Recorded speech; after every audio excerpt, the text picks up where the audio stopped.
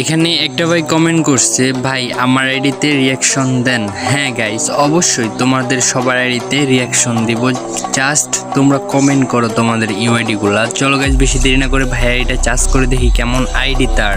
Search করার সাথে সাথে ভাইয়ের আইডিটা চলে আসছে। চলো গাইস, তার প্রোফাইলে প্রবেশ করে দেখি কেমন আইডি তার। ওপি একটা নিমিশন নিয়ে ভাইয়ের আইডিটা চলে আসছে। ভাইয়ের লেভেলের দিকে দেখতেছো 63 লেভেল, লাইক 3800+। ভাইয়ে দেখতেছো হিরোইকে আছে। যাই হোক, ওপি একটা আইডি।